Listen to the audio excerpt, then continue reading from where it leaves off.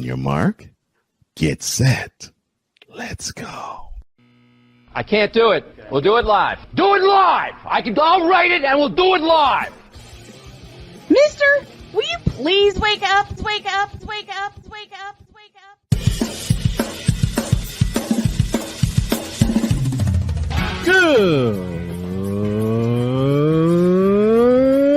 Good morning, Kevin Durant. You should have left California. This Bronxexual upset me in having to bring this teenage idiot from Wisconsin into a sports conversation. Are you really surprised the Cowboys are giving up on Ezekiel Elliott? Whoa. Hell no! Well, no one cares about baseball. Bitch, are you for real?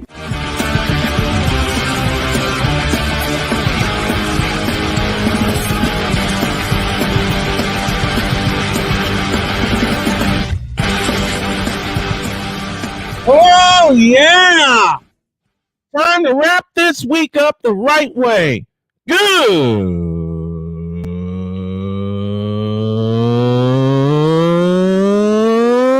morning. Welcome, one and all, to the fabulous, fantastic, freaky football Friday edition of Snowman in the Morning. Glad to have y'all with us. We are presented in part by BetUS.com. Hey, sports bettors, listen up. Your favorite sports book, BetUS.com, is back in our 30th year of action. It has live in-game betting, incredible odds with daily odds, boosters, props, and parlays, fast payouts, and exceptional one-to-one customer service. Man, we got it all. And when you sign up and use the code Snowman, you will get a 125% deposit match. Log on to BETUS.com or call 800-792-3887. That's 800-79-BET-US. BetUS.com, where the game begins. I must make an apology to Sam Shady and to Ben Sutter III. I totally spaced out this morning and forgot to get them on the line because of the time change. We usually tape our segments in advance, and this is the second straight Friday that I've missed having them on. That is on me. The last couple of minutes before I came on, I was putting the reminder into everywhere, writing it down, putting it on my phone, and I have a physical schedule right here to my left on my desk. So y'all will see them back on at the regular times beginning next week. And just remember, well, we take those in advance just because of the time change. So my apologies to both of those gentlemen. And we got some good stuff coming for the fall because football's right around the corner. Here we go with the wraparound presented by Fanatics.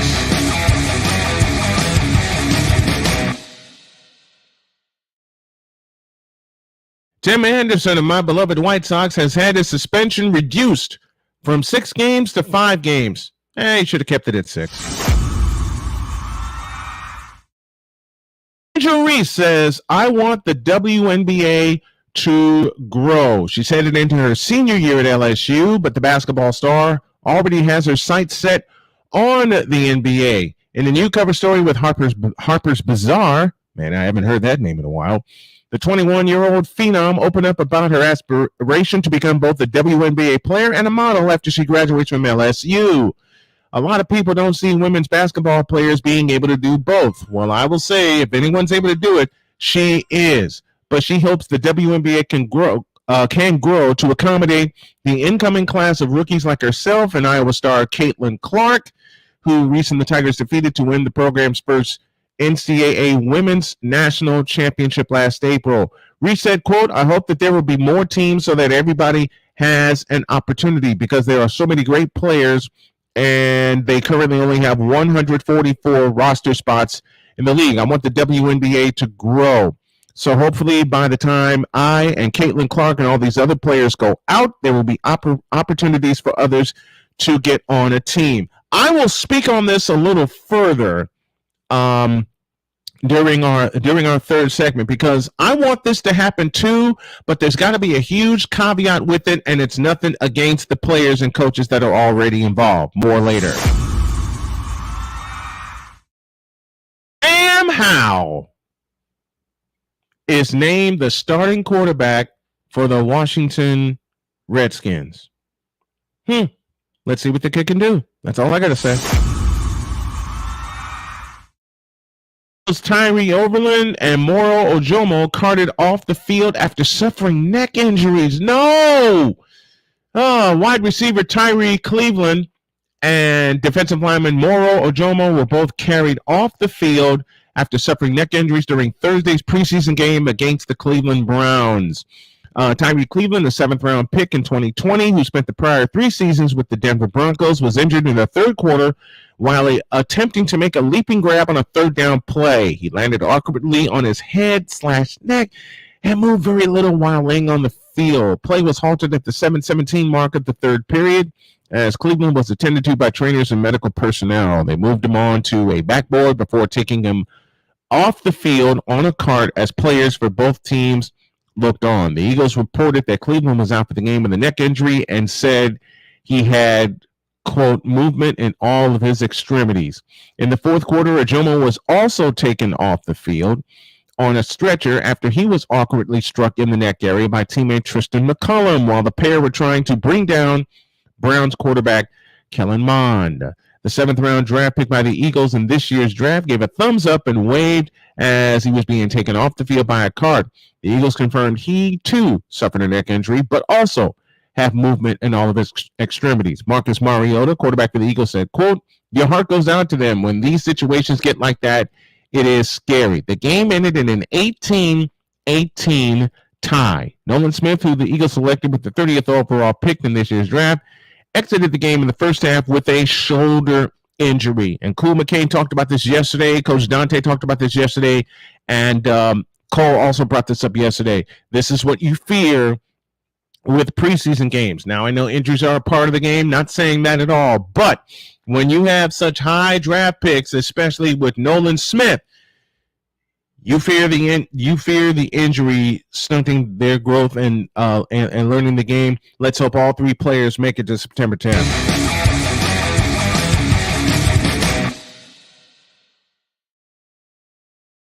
I got Button happy. I'm sorry. Oh boy, here we go with this again. Kansas City Chiefs superfan Chiefsaholic indicted on bank robbery and money laundering charges. He was indicted by a federal grand jury Wednesday in Kansas City and is charged with, y'all ready for this, 19 counts related to bank robberies and money laundering. Xavier Babudar, I hope I got that right, a 29-year-old Chiefs fan popularly known as Chiefsaholic, who would don a werewolf costume at Chiefs games, was charged with 3 counts of armed bank robbery, 1 count of bank theft, 11 counts of money laundering, and 4 counts of transporting stolen property across state lines. The grand jury's decision came more than a month after Babudar was arrested after he was on the run. Good. Lock his ass up and throw him under the jail. You just don't do that. You just don't do that. I'll leave it there.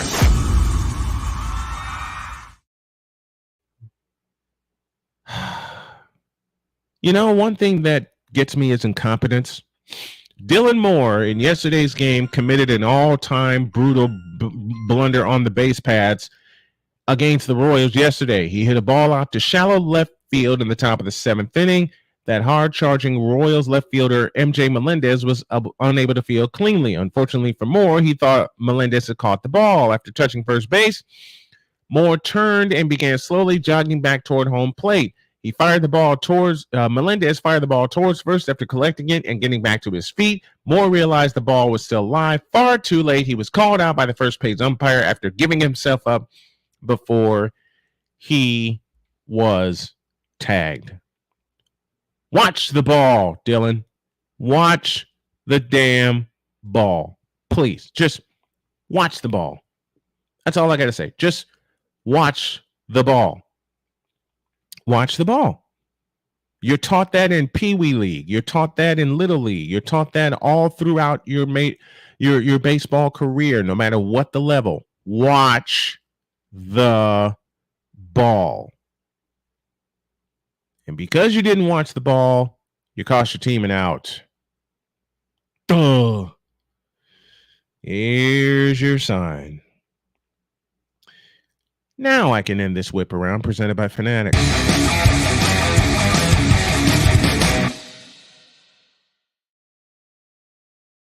Before we go to break, let's go to the Fanatics feedback zone. Brother Wize El Jefe is with us. Says, good morning, everyone. Good morning to you, Wize, as Wize is the first one in. Michael 3000 says, good morning, Snowman. Michael, good morning to you. And RC Talks About Basketball says, WNBA, yes. And I love Caitlin Clark. She's my fave. She's one of my faves also. I love Angel Reese, Caitlin Clark, and the crop that's coming in. But as I said, because I don't have Sam Shady this morning, I'm going to speak a little further about what the NBA needs to do and what they should have done to help the WNBA grow. And it's a 26-year. It's an easy fix to help these teams grow. Victor Locke is in the house. Says good morning to the Snowman. Good morning to you. He also greets the Wise Man. And I promise you, when I speak on the WNBA, Bizarro Snowman just may come out for a few minutes because it's an easy fix for the WNBA to grow. It should have been fixed, but it hasn't been. And you wonder why some of these players go overseas. I'll talk more about that. But coming up after the break, Shannon frickin' Sharpe has committed career suicide. What do I mean? I'll explain when y'all get back. Introduce. This is Snowman in the Morning.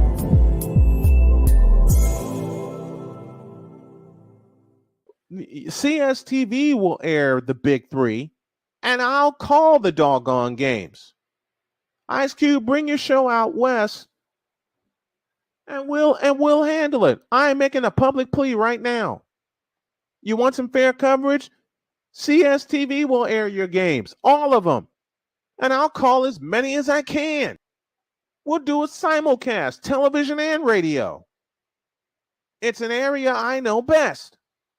Television and radio. And yeah, I'm putting it all the way out there. So you know what, Ice Cube? I'll make this plea right now. Me, a small-time YouTuber, a small-time broadcaster, according to a lot of people, which I don't listen to, put your games on CSTV. Put your games on CSTV. Give us a little funding, and we'll do the rest. Where sports is the base, life and fun are the results. This is The Brian Snow Show. Your afternoons just got better with The Brian Snow Show. Weekdays, 4 p.m. Eastern. Come on aboard and enjoy the ride, folks.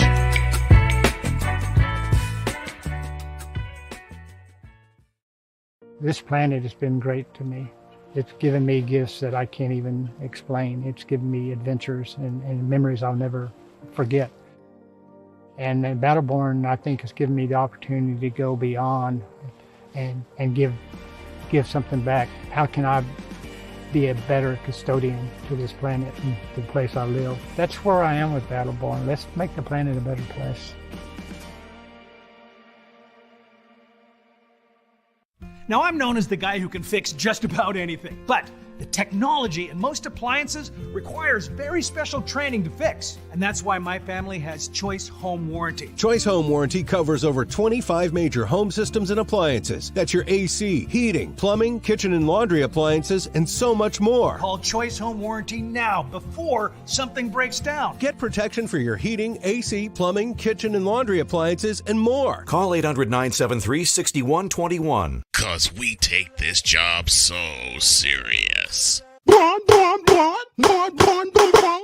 in the all types of blue hell? This is Snowman in the Morning with Cole Johnson.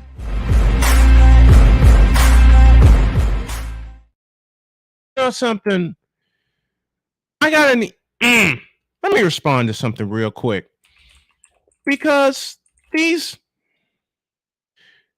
quote-unquote digital marketers want your business so bad. These are the hooker whores that come after me and Cole and Wise and everyone else.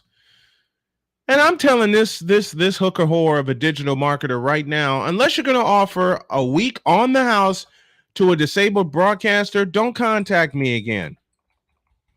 Because I'm tired.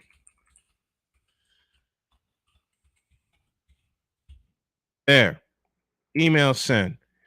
16 after the hour. This portion of the program is brought to you in part by Recruiting Giants. Their mission is to connect exceptional talent with exceptional companies. They strive to provide innovative and tailored staffing solutions to help organizations build successful teams. By leveraging their expertise and extensive network of industry professionals, they aim to drive growth, foster long-term partnerships, and positively impact the success of both their clients and candidates. They are dedicated to delivering exceptional service, exceeding expectations, and becoming the preferred staffing partner for businesses looking to recruit top talent. For more information, email Mark Zanetto at info@recruitinggiants.com or call 336-587-3659. That's 336-587-3659. Recruiting Giants, where talent meets opportunity.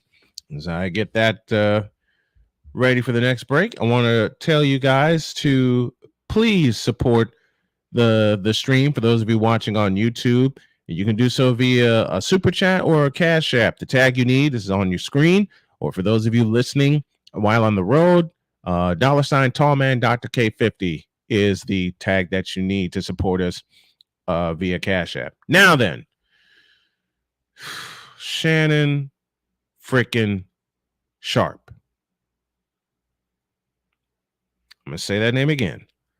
Shannon freaking Sharpe has, I believe, committed partial career suicide. I'm going to read this, and then I'll offer my thoughts. Shannon Sharpe is ready to give his first take. The Pro Football Hall of Famer will be joining the ESPN morning show this fall, squaring off against Stephen A. Smith. Sharpe's deal with ESPN will have him as a guest on the show Mondays and Tuesdays during the NFL season. It comes more than 2 months after he hosted his last episode of the FS1 show Undisputed alongside Skip Bayless. Since leaving the show, Sharpe has been very vocal to join Smith on First Take, telling USA Today Sports, let me try that again, it would be great to be a guest on the show.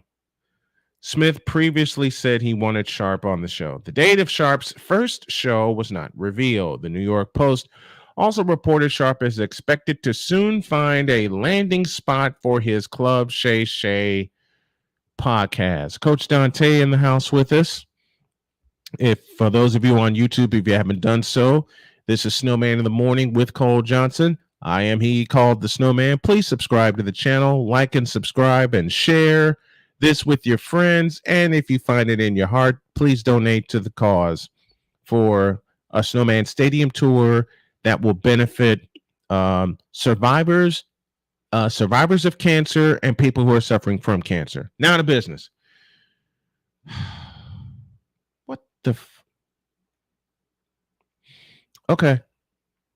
Victor, you know how you know there goes my cap detection tool again. My cap detection tool is going nuts after I read this. Victor, you know how your cap detection tool goes crazy after you read something that's full of cap like I just did here? Yeah, mine just did the same thing.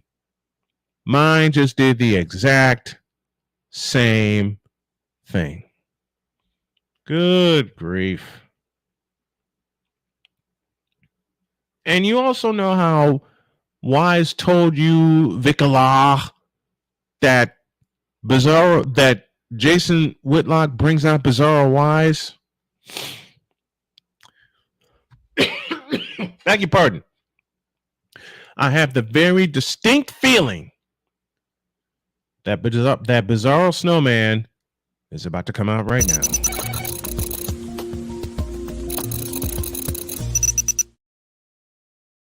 This Snowman's Take brought to you by SeatGeek, where fans can fan. a sip of water here. Okay.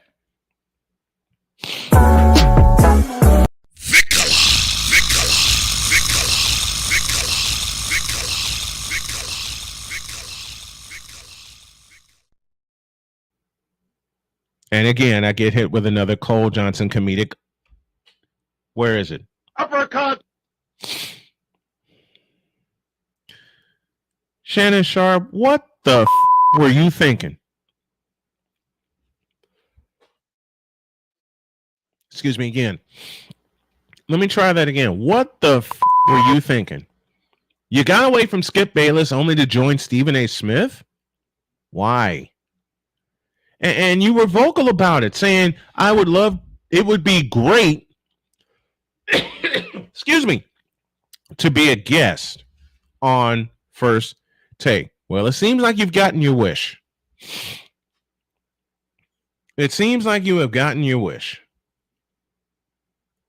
What the were you thinking? Why were you thinking this? Why? What the? Man. Gotta get a sip.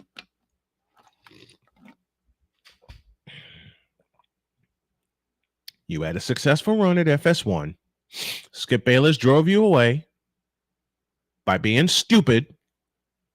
And now you're going to walk out of the frying pan at FS1 and into the fire at ESPN 2 days a week. Why? Why are you doing that? Club Shay Shay has been ultra successful. All you have to do is find a platform for that. You can just sit back and do that. You can just sit back and do that and be done with it.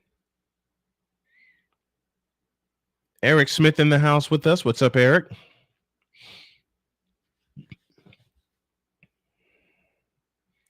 RC talks basketball. He didn't have to go to First Take. I kind of expected it. I did too. He will only be part-time Monday and Tuesday. I think his podcast is where it's at completely. I agree. I totally agree. So in essence, he's doing this right, but so and Victor said it best. He left one skip for another skip. Good Lord. He left one skip for a worse one. And when I say worse, I mean just that. Worse. What the hell are you thinking? More to the point, why the hell are you thinking it? Why? Good grigamiggets.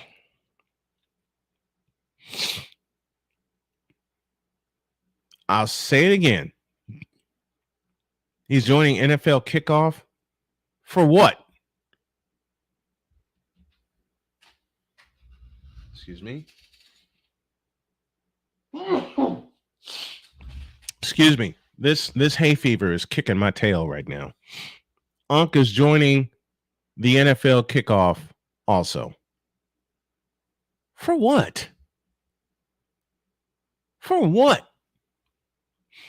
I'm not going to say what can he possibly offer because we're talking about a legendary tight end with both the Denver Broncos and the Baltimore Ravens who can offer so much insight on the game, but you can do it on your own platform is my thing. You can do it on your own platform.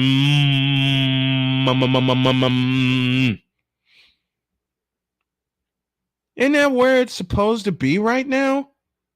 Having your own platform? Isn't that where it's supposed to be at?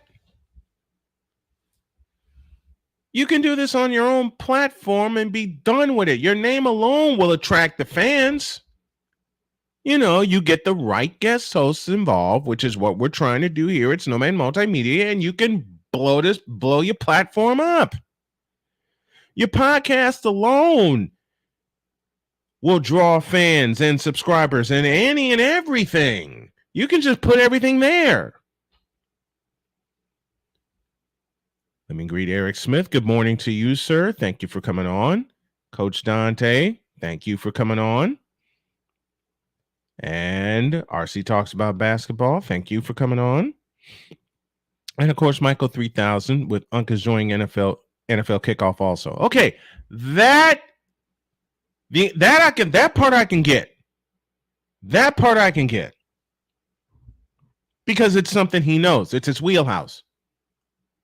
It's something he's very familiar with. I mean, hell, he played the tight end position for 14 years.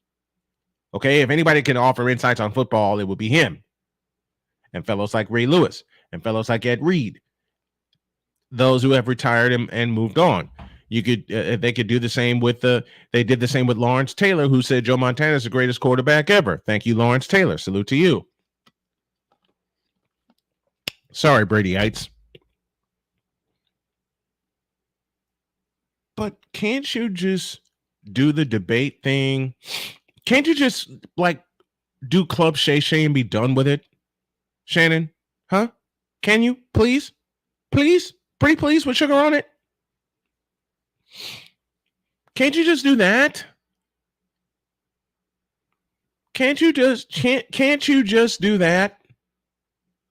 And not have to challenge. This is, RC, you're right. This is like leaving a good job. And can't talk this morning. FS1 was on their way up, and then Skip Bayless yanked the rug out from under everybody. I would say Colin Cowherd, but I have my thoughts on him, and I'll discuss those at a later time. You had what you needed. You backed up Skip Bayless into a corner. He came out swinging, and then you packed up your stuff and left and did it properly. I understand that. You should have left it alone there. You should have left it alone there.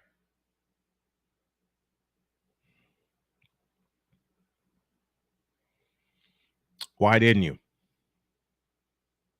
This is my only question, and this will be the prevalent question. Why? That's my only question to this whole damn thing. Why? What in... Give me this button. What in the Vita Blue were you thinking? Thank you, Victor, and not have to bend to the mouse. Now I'm going to get some help. Please welcome my partner, Cole Johnson, into the fray. Good morning, sir. What? You heard what I said. What? What? Good morning. Good morning. That's Feedback Zone. Change your mic again. You keep pushing the wrong microphone, man.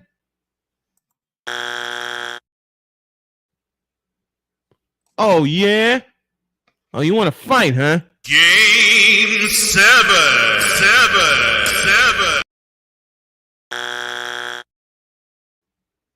Got the right mic. No, you don't. Yes, I do. No, you don't. Mm-hmm. No, you don't. Yes, sir. No, you don't. Take a listen. Because it sounds like it's the room mic and not this one. This one's the one that's marked.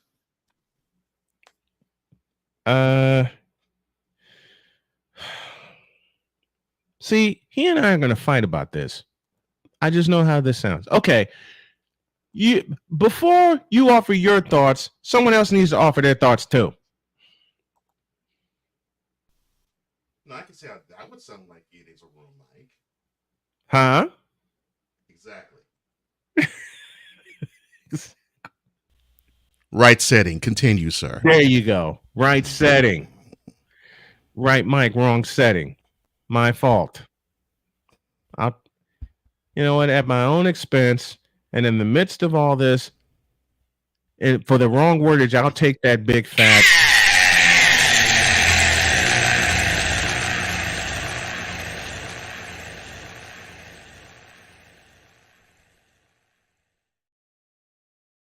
I am sorry.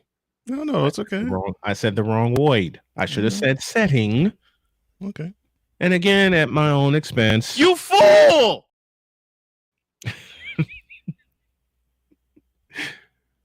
And don't you even try it with that wicked smile. There's someone you need to bring in this conversation. There was no wicked smile that I have on my face. All I did was just shrug. With a 2-foot smile on your face. Will you make the introduction, please? All right, fine. Jeez. Goodness. And now batting, the man who is joyous that it's all about the Giants and not about the Yankees. Number 420, Wize El Jefe. Number 420. They didn't lose last night. Oh, now you're repping them. Well, they didn't play, so they couldn't lose. Even on mentality, he basically said the Yankees are, and I'm like, wow. Let me go to Cole first, since you put this gem on the slate today. I asked a very simple question about Shannon Sharpe. Why? And for the record, I am with Chris Bass about that name. And we'll see Chris Bass later. And we'll see him. We'll see him later in the second hour of the show. I knew it was coming. Mm-hmm. I didn't want to see it. Yeah, I didn't want to see it come. Right. The good part that you did talk about was that he is shopping for a new suitor or for a partner for Club Shay Shay, because I think that is his moneymaker. And Wize talked about this on mentality. That's his moneymaker. That's where he's going to make his bread. So I'm glad he's still doing that, and he's not about wanting to be a talking head. And he's not. I'm glad. I'm glad this podcast is his moneymaker.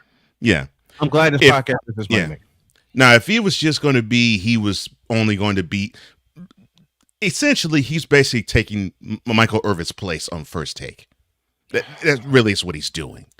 Right. It's not going to be quite as enthralling or interesting because the tension would be with basketball season, but with football, of course, Sharpe is knowledgeable. That's obvious. I mean, right? Hall of Fame tight end. Hello, but yes. If he was doing this just as a talking head, it would suck. But I'm seeing this as additional leverage. So I'm like, okay, I can see the move. It makes sense.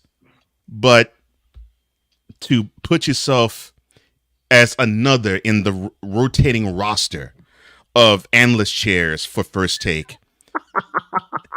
And now we are seeing the same thing being replicated at Fox Sports 1. And now, unfortunately, we're going to be seeing a lot more of these shows have personalities personalities like Wize can carry a show, you can carry a show, I can carry a show by myself. We're going to be seeing shows like that where you'll have the main person and then you'll have a rotating cascade of analysts. Yeah. Instead of having two main people who drive the show. And aside that of is what's going to Wize's suck. alert, you just heard my cap detection tool just go completely crazy. As I said at the top of this segment about that. Wize, your thoughts? For me, can y'all hear me? Yeah, you're good, bro. Loud and clear, brother. Loud and clear. Okay, you're good. So for me, it's I just don't understand. To me, it's not. You know what? I think it's a good move for him because he won't get. I don't think Stephen A. will disrespect them to the Skip did with all that nonsense with Tom Brady and all that. I don't think he would ever get disrespected like that with Stephen A. And so, for me to transition to ESPN, of course, you want to go to the worldwide leader in sports. Mm-hmm. Why not? Like, why would you want to stay at FS1 when we know who's number one in the business, which is ESPN?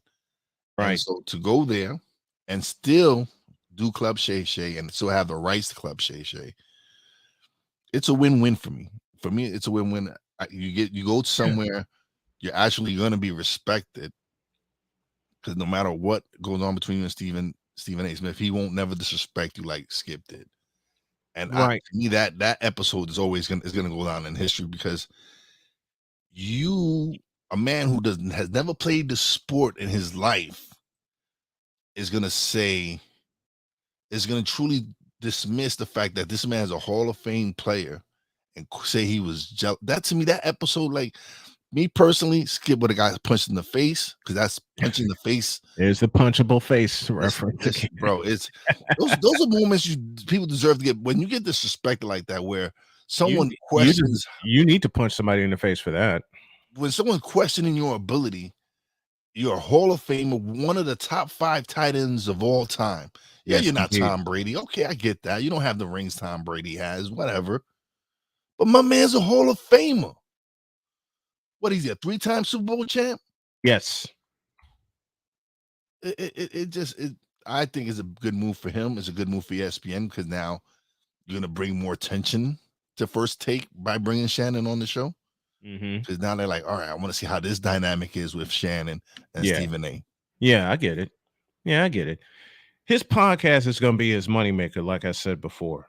His podcast, Club Shay Shay, is going to be it. It's going to be his moneymaker. And Cole brings up a very good point. He's not seeking to be a full-time talking head. He already tried it with Skip Bayless and nearly socked him in the throat as well as in the face. But he walked away with his head held high, and still now he's shopping for a new podcast carrier / partner for his podcast. You think this is a win-win for Shannon and for ESPN? It is for ESPN, because you get one of the hottest free agents out there, and Shannon Sharpe, because he is. Yeah, he is. He is. And like I said, it's going to help boost First Take right now, because their ratings, they're not struggling, but their ratings are going to improve bringing Shannon in. Right. So it's a win-win for both teams. Yeah, you're right. Well, with a couple of assists, that's Snowman's take. What's yours?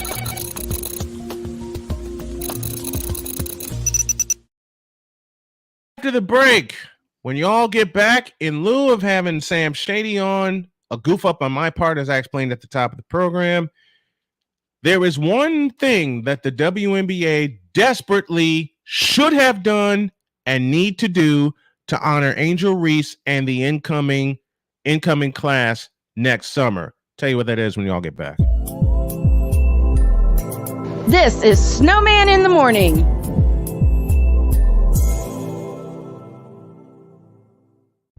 What do you get when you watch or listen to the Life Happens podcast? Well, I'll let them tell you. Kim and I are both ministers of the gospel, and what Life Happens podcast is a beautiful balance by simply taking our spirituality with real life and merging it together to create a beautiful balance. And that's what we do. BS3 Network proudly presents Life Happens podcast, where Christianity and life intersect. Live every Wednesday at 7 p.m. Central.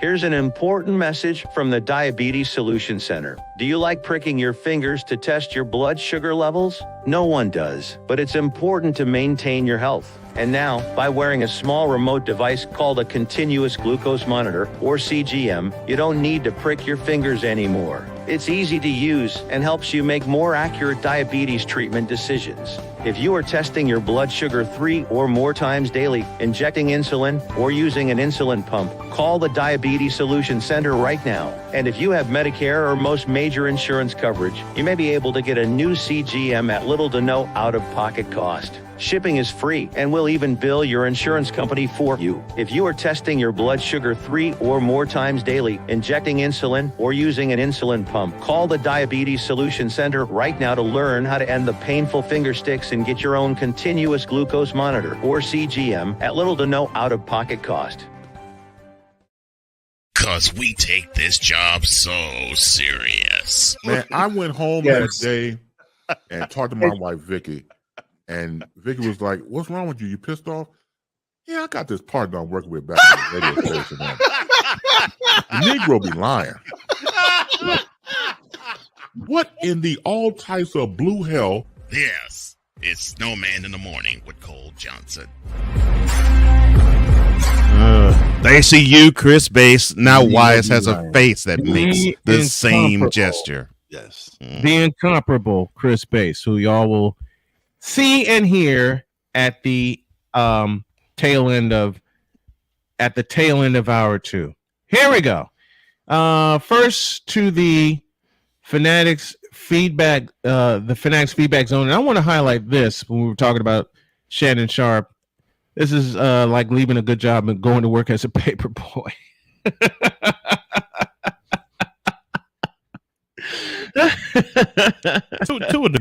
to a degree.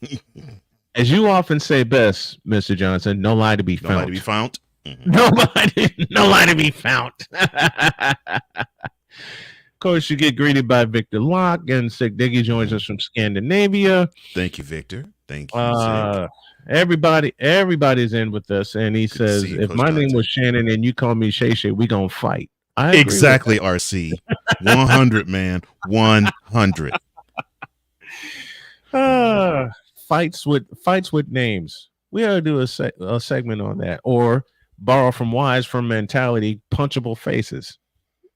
Because I already know there's a list of those. Look at Wize. He just has a beautiful punchable face. I'm like, he does. Why would you say that? Because it's true. The truth. Because it's true. That's exactly why. There's just people that have that face that you just love to put that face. You just love to. But you know what's sad though? Yes. I know exactly the feeling, because there are just some people that it's like no matter what they do, just the look of them, you just want to cave in their nose. I get it. I get it. And cave in their cheek just to how do they put what's in today's vernacular? A quick 2-piece. Yeah, a 2-piece, and then you serve a biscuit on the side. 2-piece and a biscuit, yeah. And 2-piece and a biscuit. Yeah.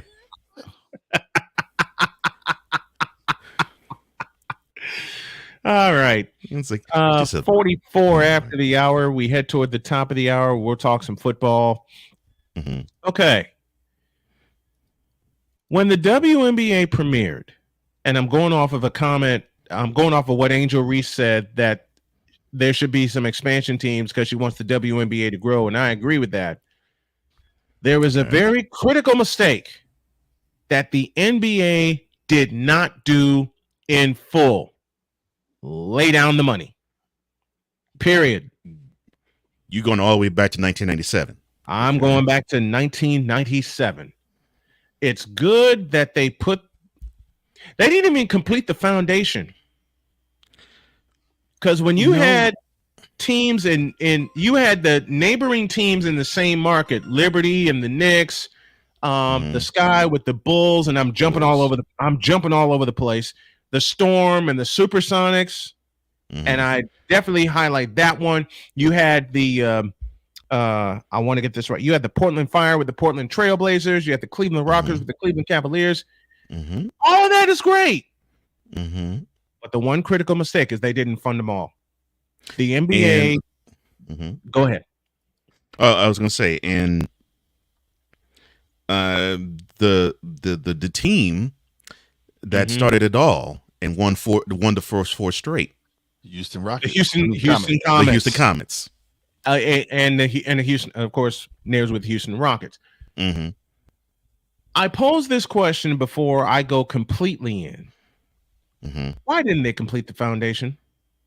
Considering the fact that the Houston Rockets did something in basketball only the Boston Celtics have done. Right. Win that's at least 4 straight consecutive titles. Mm-hmm. And yet the Comets had to fold some 9 years later, I think. They didn't even make it to the Toyota Center. That's about right. Yeah, that's about right. Some 9 years later, they folded. Mm-hmm.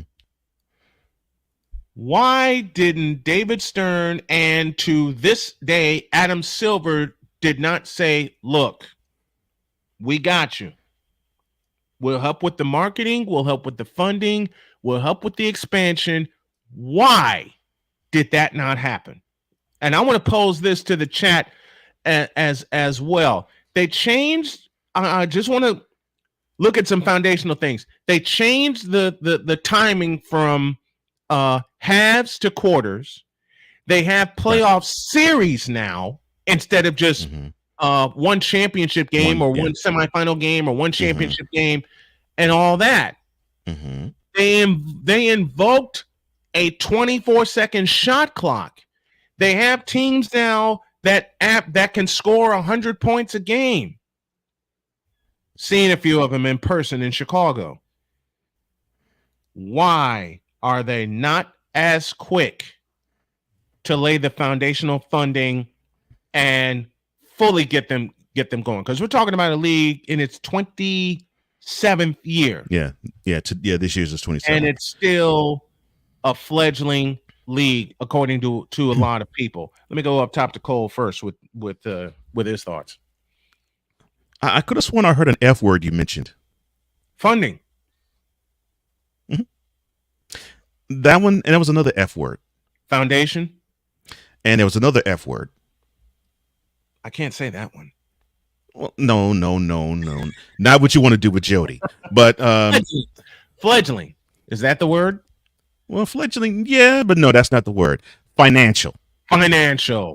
I really believe the NBA, just like the NCAA along with them, they did not see women's basketball as a viable financial commodity. And because of that, they were saying, you know what, we're going to support our sisters, with having players supported, but we're not going to throw the money. We're not going to throw all the money behind it because we're not sure if it's going to return a good investment for us. And I think the NBA still feels that way about the WNBA. I really feel that they don't think that the women's game is profitable. Now, what they should look at though is the NCAA model, where they had to wake up and realize, no, not only are the women good, but people want to see them play. And not only do people want to see them play, they want to see them play in the stadium. They want to see them play on TV. And oh my gosh, it actually can lead all sports talk. Right. It's an interesting concept. It's an interesting thing, to the point where, quick, who were the Final Four men's teams that went through this past year? Now, you might know, Brian, because you are a encyclopedia when it comes to basketball. But you ask the average person, who was the Final Four in the men's side this past year? Mm-hmm. Thank you. That's my point. But the women's side, we could tell you it was LSU, Virginia Tech, Iowa, and South Carolina. We can reel that off. Yep. With the women's side. But the men's side, I could do it, but it will be a lot harder. Yeah. Darian Hopkins joins us. I believe he's in Philadelphia. Justice for Women's Basketball. Absolutely. And Victor Locke offers this. They treated the WNBA as a pet project or an experiment. Thank you, Victor. 100. Thank you, Victor. They did. And let me see. Let me change the tense of your sentence, sir. They treat from treated to treat, because they still treat it as a pet project now. Yes, they do. They absolutely do. A couple of other teams. I mentioned Detroit Shock, Portland Fire, Orlando Miracle, Utah Stars, San Antonio.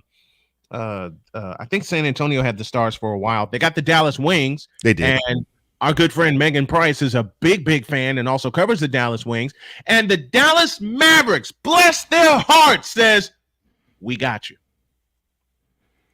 That came recently. I think that's what they wanted to ultimately do. Be like, okay, the NBA team where the market is, help support it. Mm-hmm. And I think when they saw that wasn't really working all that well, you eventually had what you now have with the best team in the league in Las Vegas. There isn't an NBA franchise in Las Vegas. There is an NBA exactly. There is an NBA franchise. An NBA franchise there. Not. And there's an NBA franchise now in Seattle because of those fools taking them and putting them to the Thunder. Man, don't get Cole. I make a side note and a personal request. Put this in one of the slates for next week, please.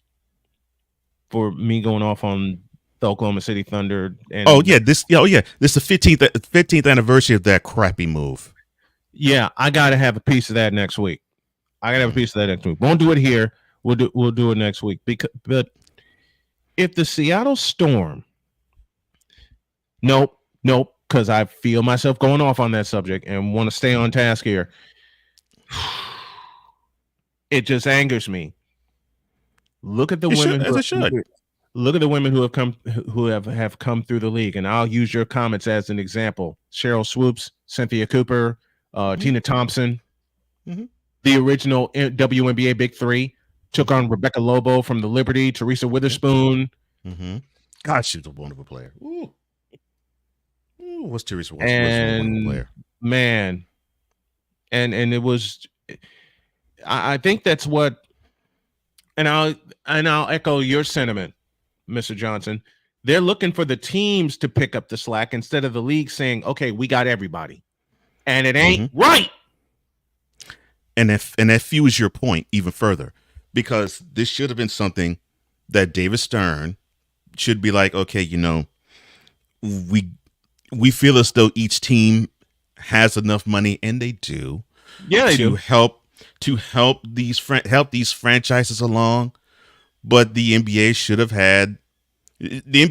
basically taken the WNBA under its wing and say, okay, it took us 40 plus years for us to get to where we are now.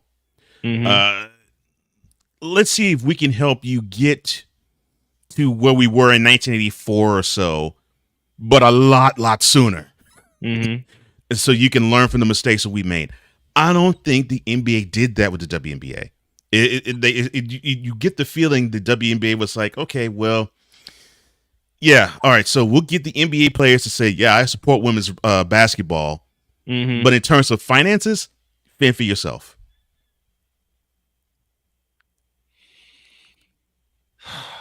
I'm proud of the Dallas Mavericks and what they're doing for the Dallas Wings. I'm proud of what they're doing. Will it take the other NBA teams to follow suit, especially when it comes to a little bitty word we like to call expansion, now that we have all these modern arenas? I'm thinking going to, and God bless you, Lord, for putting Angel Reese in our purview at this particular point in juncture, because I really believe the game needs to have a figure like her. Right. The age that she is now, with the mindset that she has now, because let's be completely forthright here. Yeah. People can insult her and say, well, she sounds like she's hood and she's street. No. This woman, yes, she can ball. There's no question about that. She can ball, but she has looks. Most outstanding player. Yeah. There's your credential right there. Most outstanding player. So that's not a question. No, it's not. Yeah. Her credentials on the court, no question at all.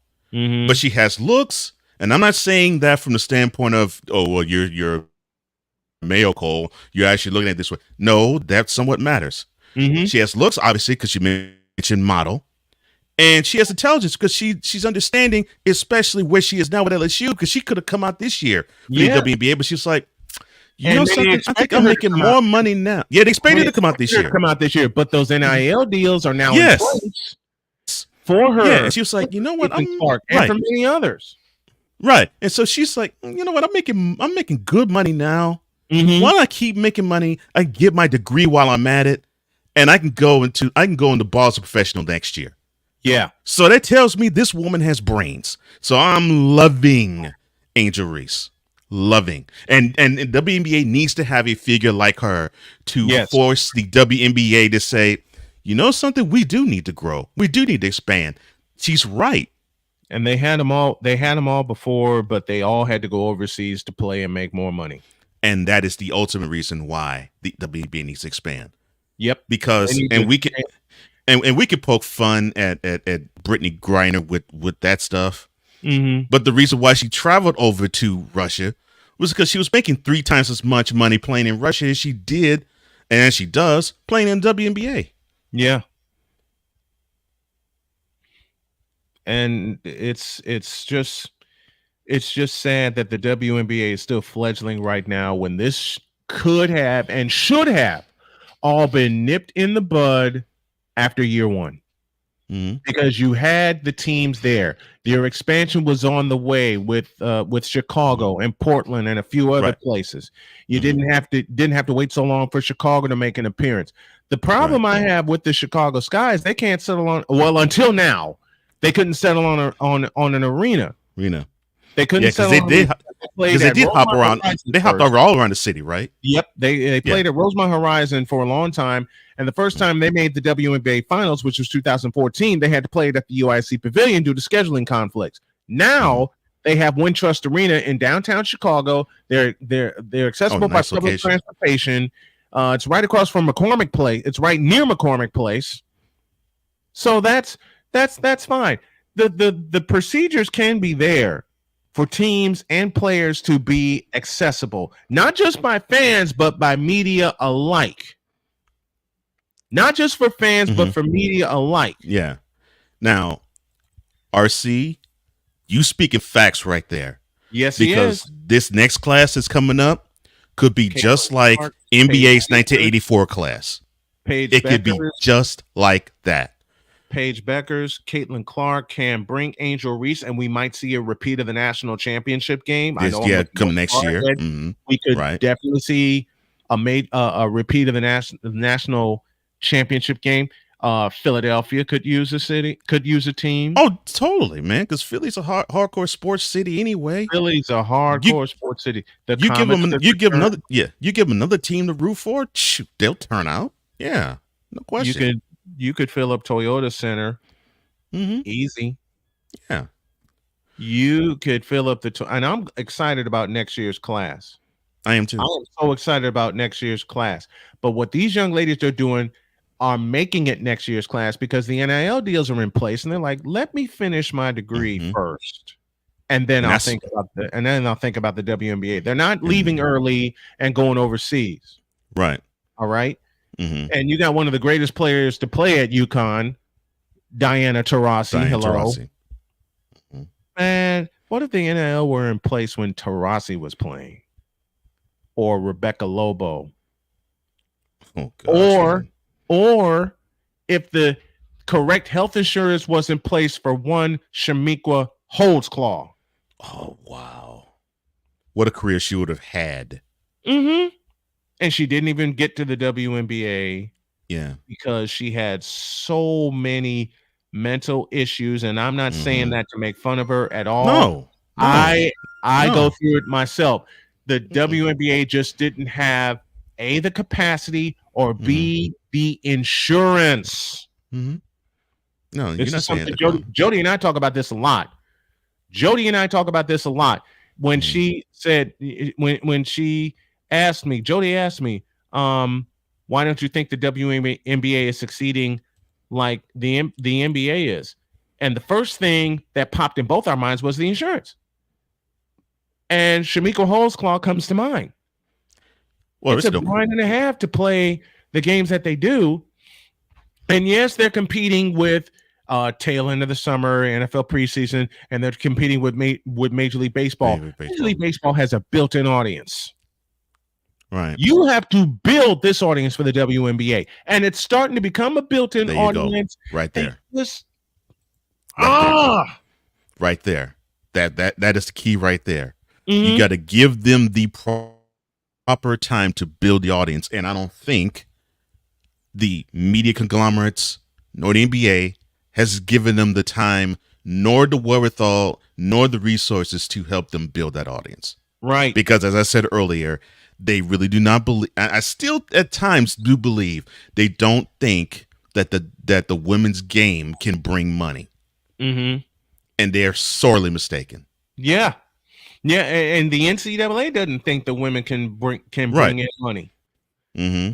Otherwise, they would have it at bigger places. They would expand to places where they house at least 30,000 people, because the first NCAA men's championship that was held in a dome was New Orleans. 1982. Mm-hmm.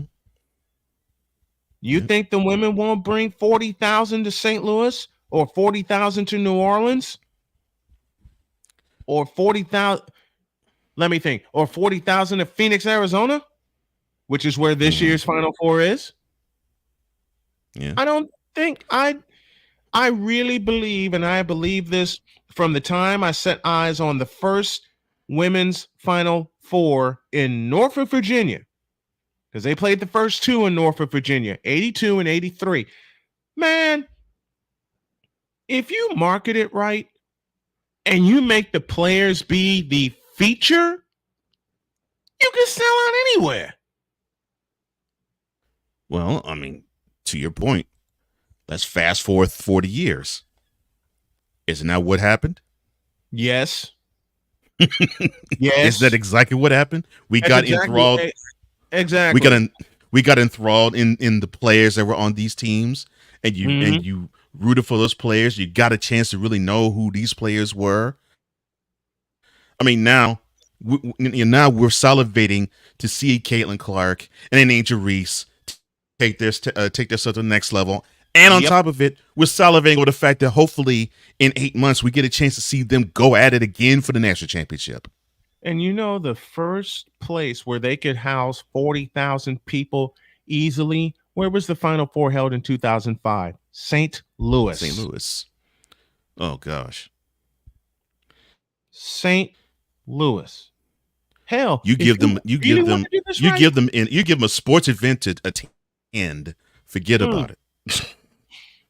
You think you really want to do this right, and you want to expand the audience? You can't tell me you won't fill up the dome. You won't fill up the TWA dome in St. Louis. Dome. You can't tell me, even if you modify the capacity, that you won't put 30,000 people in San Antonio, Texas.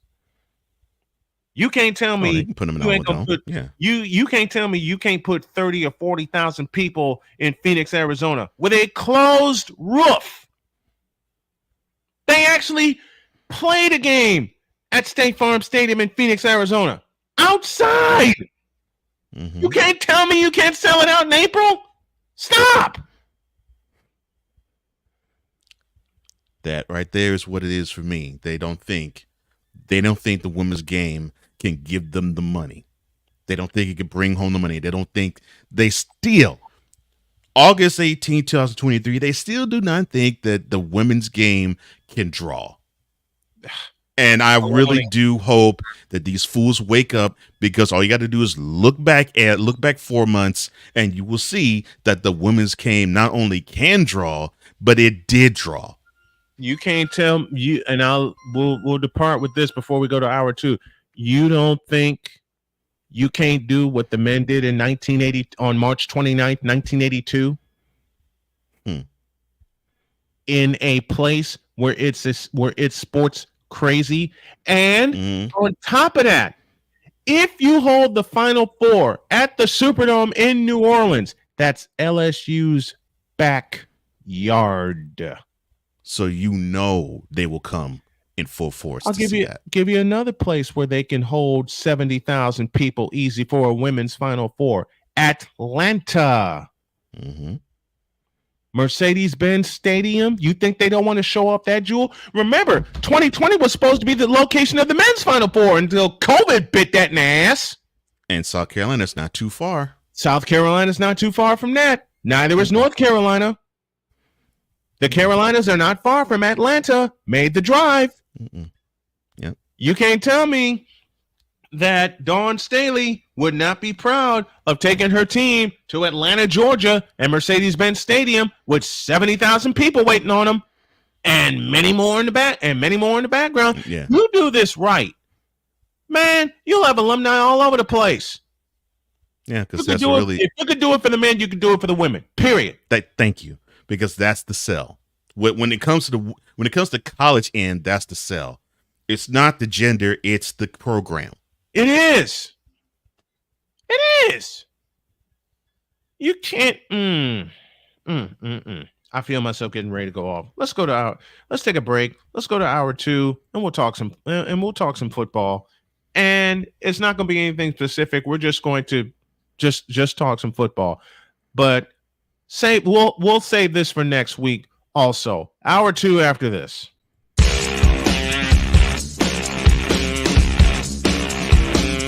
This is Snowman in the morning.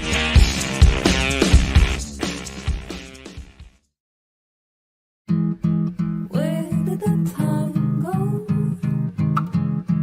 I don't know how I got here. You've done the hard part. You quit smoking. Now do the easy part and get scanned for lung cancer. If you smoked, you may still be at risk, but early detection could save your life. Talk to your doctor and learn more at savedbythescan.org. If you talk, they will hear you. We all want our kids to grow up safe and healthy, so we show them how. And we tell them with honest conversations that let them know what we expect. Not just one time, but every chance we get. That's especially important when it comes to alcohol and other drugs. Kids not only need to know the dangers and how to avoid them, they need to hear it often from you. And when it comes to pain medications, opioids, they need to know that they should never be taken without a prescription and never shared with friends or family. It's dangerous and illegal. So talk with your kids and guide them through the challenges of growing up safe and healthy. Because when you talk, they hear you. For more information about talking with your kids about underage use of alcohol and other drugs, visit underagedrinking.samhsa.gov. So talk, they hear you. You can do it if you try. He was only 58 years old when he passed away. That outcome could have been different. Colorado happens to be one of the worst states for radon levels. It's in our ground, and it seeps up. The more you breathe radon, the more chance you have of DNA being hit and the cell mutated. The EPA estimates 22,000 lung cancer deaths a year caused by radon.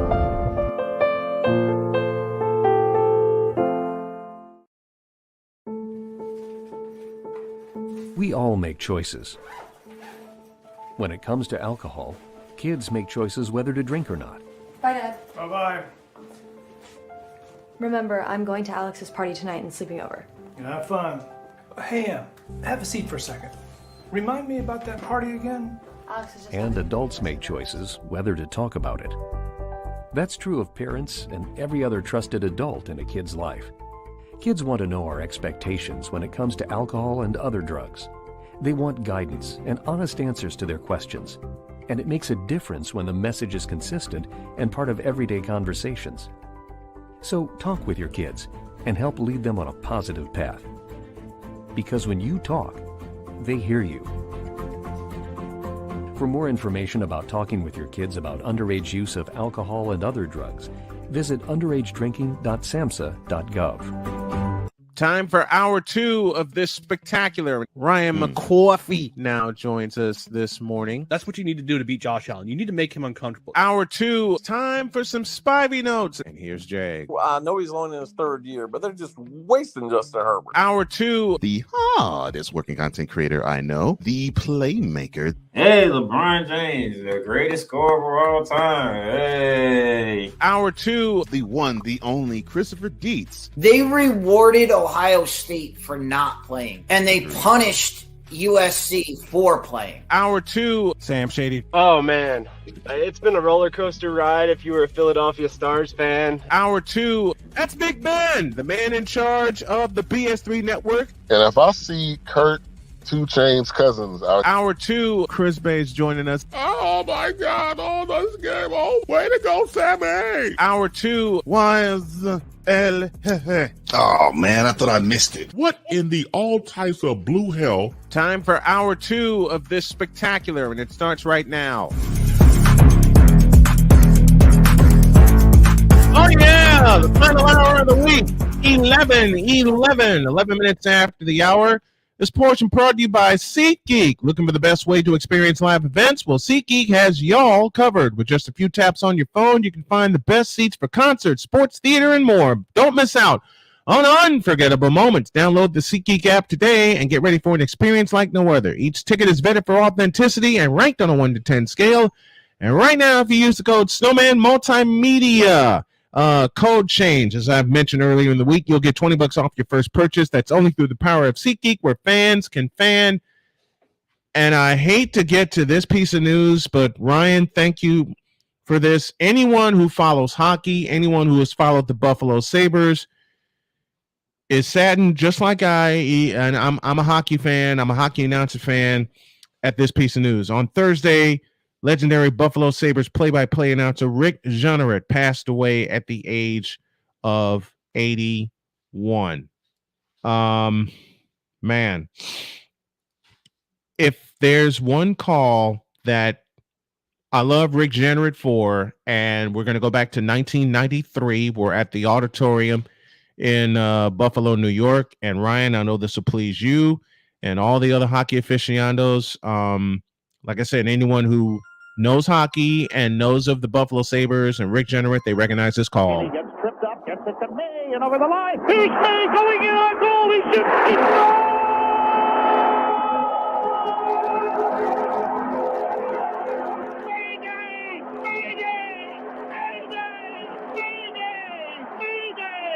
Brad May wins it in overtime.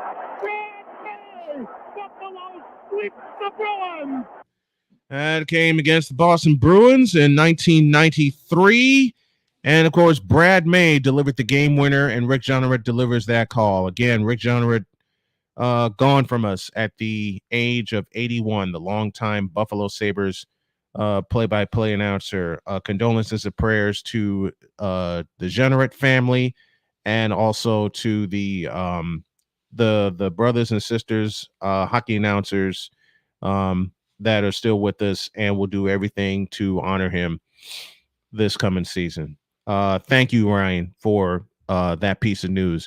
The clip you just heard is courtesy of the NHL and the Buffalo Sabres. Again, we're back in 1993 when Rick Jeanneret delivered that legendary call.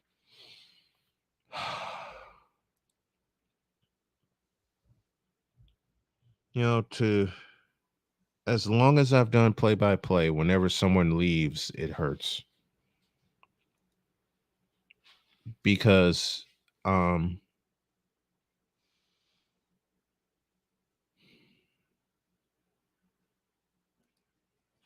it just hurts. Because you remember what call, you remember your favorite call from them.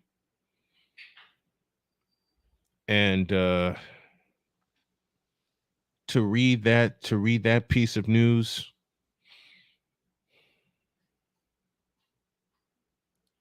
like I said, my heart goes out to especially those who call hockey, and which I've done. All sports media is a brotherhood and a sisterhood. Thank you, Victor, for that. Yeah, it is.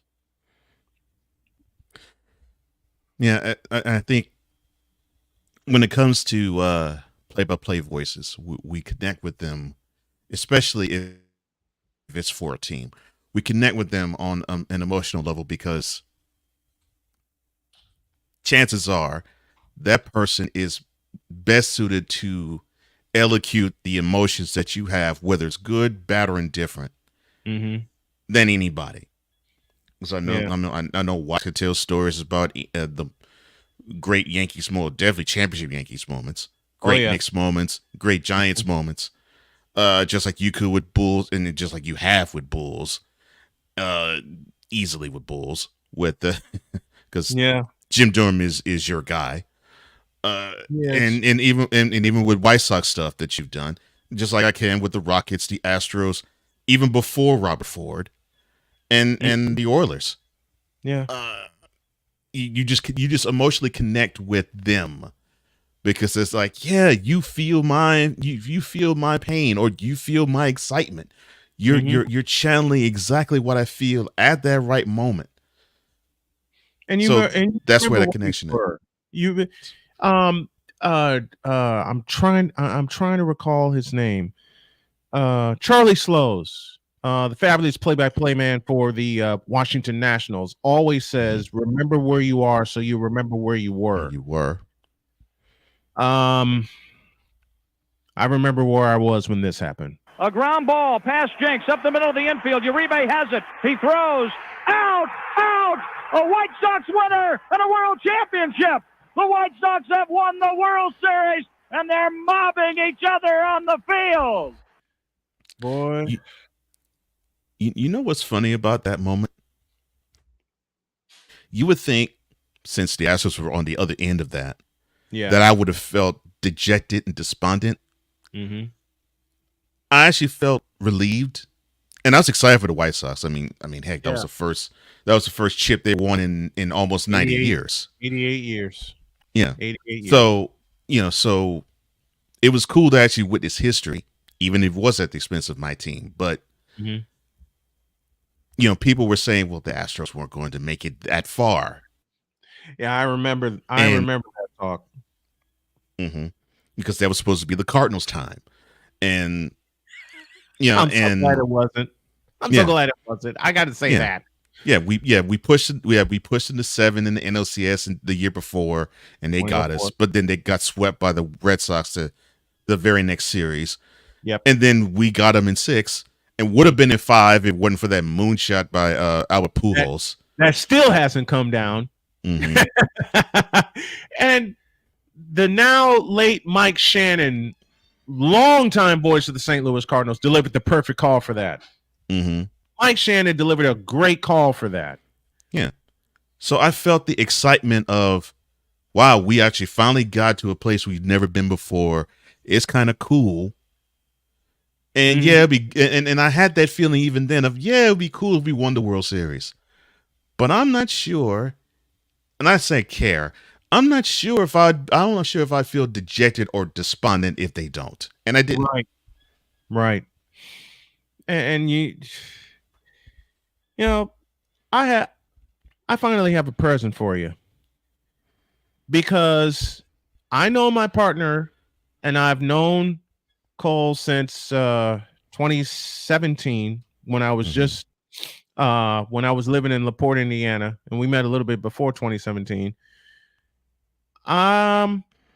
If I know you as well as I do, your guy is Gene Peterson. Mm-hmm. Long time Rockets voice. Long time Rockets Long voice. time. Craig Ackerman now has the duties now. Mm-hmm. That's correct. But we're gonna go back to 1997, when Gene Peterson did this. EJ with the ball, trying to get open. Looking, gets it into Maloney.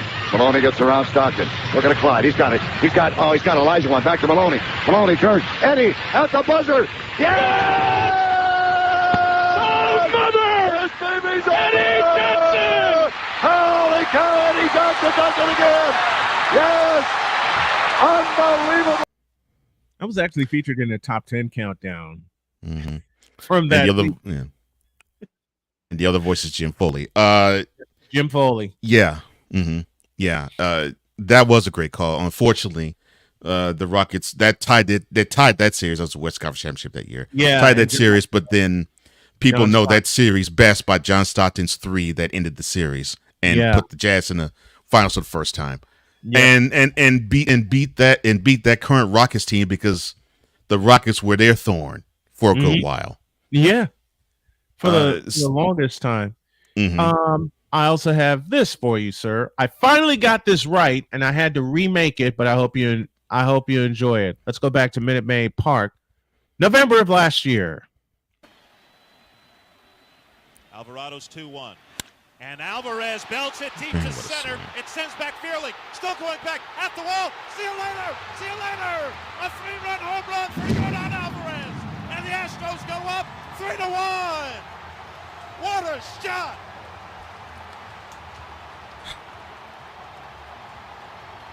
Bombs away for Yordan once again. And it's madness in our house again. And of course, Robert Ford and Steve Sparks doing the honors. I know they say there's nothing quite like the first time. And yeah, 5 years before, it was great to see the Astros win the first World Series championship in their franchise. But that moment, oh gosh. After everything that happened with the Astros. Yeah. And to have that happen. It literally felt like the first time again. Because it was validation personified, especially, and I was like, "What an exclamation point!" The slugger on the team hits a dead center that turns a 1-0 deficit to 3-1 lead. Yeah, it was awesome on a 2-1 pitch. On 2-1 pitch, throw him that right down the middle. I was like, that almost looked like a batting practice pitch. I'm like, wow, okay. Now I got one for Wize. It's one that I've played before, but we're gonna go back.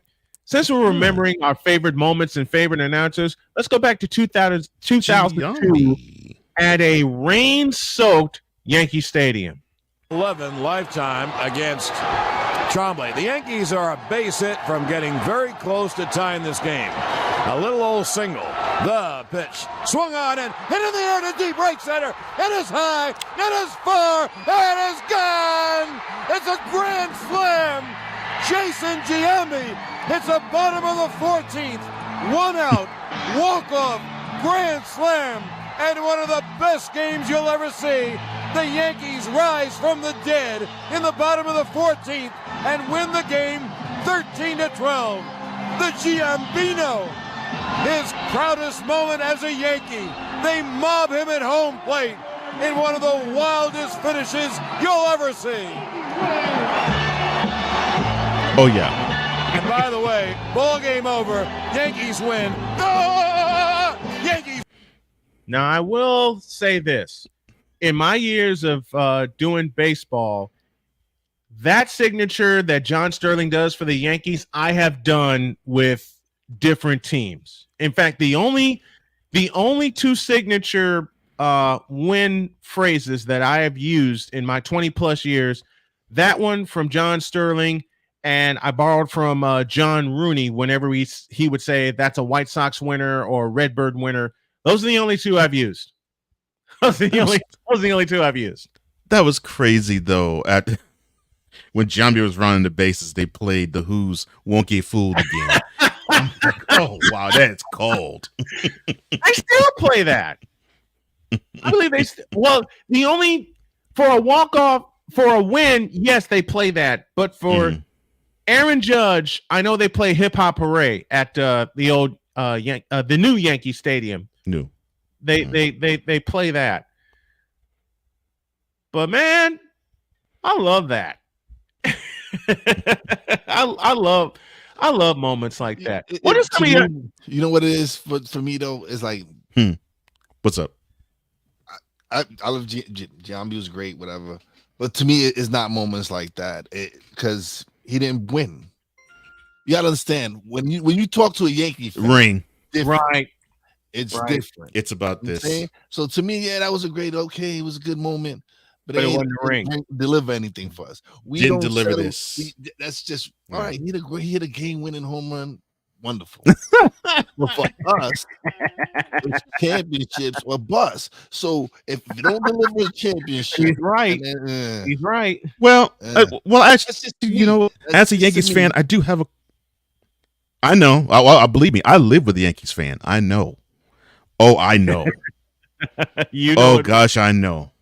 I know it well. Both ends. Why? We both do. We both do. I live with a Yankees fan. You already know I put up with Cub fans. I put up with Bear fans, Victor not included because he's a rational thinking fan. And Cole, you and I share this. We both have been around members of the Moronic Republic of Cowboy Nation. Well, I sent my good brother something, and I swear I want to see it. These Cowboys fans are illiterate. First of all, let's get that. Yes. Let's get that out. They are. Well, yes, they are. Hall of Farmer. That's all you need to know. That's all we need to know. That's all you need to know. Couch. Yes, couch instead of coach, right? and then the fact that this they talking about how what do y'all call them? Pennywise? No, that's what Victor calls McCarthy. Pennywise. Well, anyway, Pennywise. The dancing clown. Pennywise affected 4 Hall of Fame career quarterbacks, and it went Montana, Favre, Rodgers, Prescott. This is what it said. This is what it said. Wait.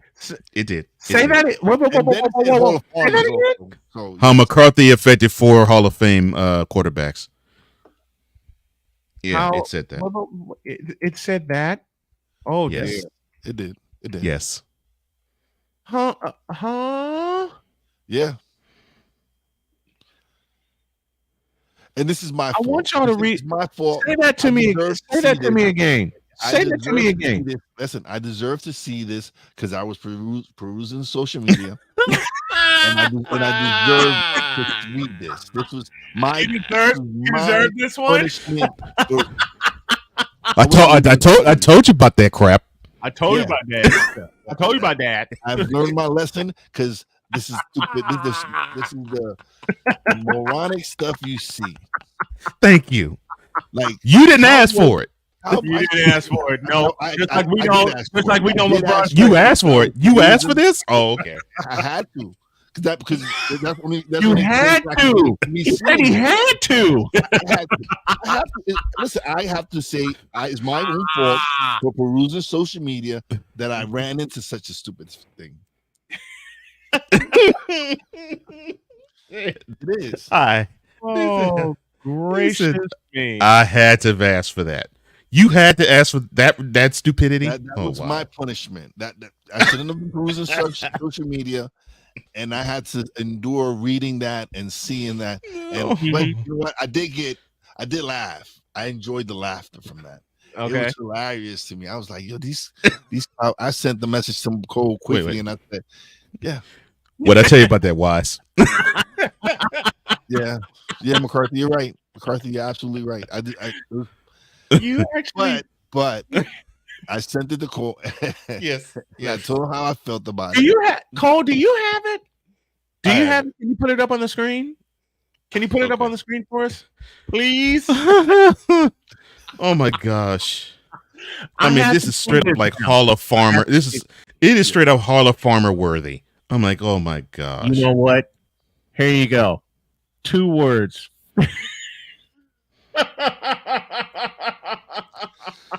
15 seconds.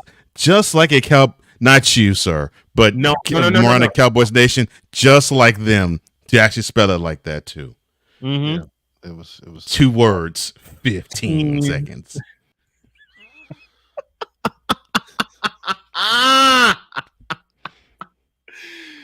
Woo! This is wrong, man. It's just 15. And you know what? And the fact that Victor said that he had a stopwatch. There goes my cap detection tool. Again. Damn you, Victor. Oh my gosh. Do you have it? I have. Yeah. Now I have it. Now I have to see this. Now I have to see this. Good Lord. And again, this is stupidity at its finest. Perusing social media. Your punishment. Yes. Your punishment for doing not to peruse social media. That's what that's teaching me. Like, I went and looked for it. I went and asked for it. This is what you asked for this. Yeah, that's what happens when you peruse social media. No. Things that you do not want to see will appear. Woo! That's what I got sent. That's one. Yes, he said. That's what I got sent. What? Yes. That's one of them. That's one of them. Hell. That's the one. That's one Wize sent me. Yes. Wait, whoa. I'm taking off my glasses and read. What? Best QB, Dak Prescott. Best cornerback, spelled COUR. NERBACK. Trevon Diggs. Best receiver, spelled RECIEVER. That ain't the rule. That ain't the rule. Oh, God. Best owners correctly spelled Gerald. And then Mike McCarthy, a.k.a. Pennywise, is the best couch. And I love this. In the red text, best team, this is our year. So I guess Cowboys fan are Pirates. Lord have mercy. This is our year. Oh, dear Lord. This is R-A-R-E. Look at McCarthy. Look at Mike McCarthy's smile. Doesn't that look like a clown smile? Yes, like a clown smile. It does.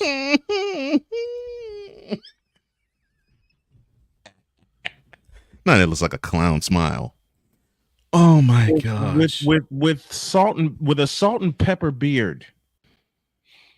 Oh gosh, that's hilarious. Lord. Tonight, I'll have the Seattle Mariners and the Houston Astros with an 8:10 first pitch. 7:50 Eastern time is the pregame. We're going to take about 3 minutes, and then y'all know what's coming next. Back in a few. Ooh, I'm looking forward to it too. This is Snowman in the Morning.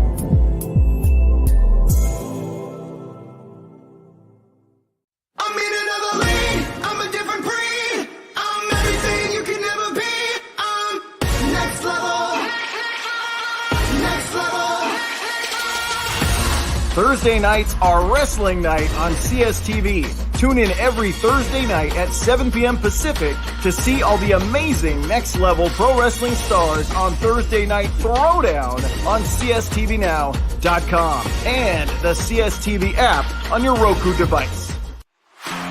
PK Tire Pro is your one-stop on-the-spot auto service headquarters for a complete line of quality tires and auto services. For years, we have provided the Stockton, California area with the latest products and unprecedented services for everything we sell. And for years, our customers have been coming back. Take a look around. If you don't find what you need, visit us in Stockton, California. From the latest and best in tire technology to the services required to keep your vehicle looking good and running great, PK Tire Pros can get you out on the road quickly and at an affordable price. Stop by soon to see why so many people consider PK Tire Pros to be the one-stop shop for all of their tire needs. At PK Tire Pros, our friendly and knowledgeable staff, quick and dependable service professionals, and affordable prices all come together to make driving out on a new set of tires easy. On top of that, we never tire of tires. Stop by and see us, and you'll be glad you did.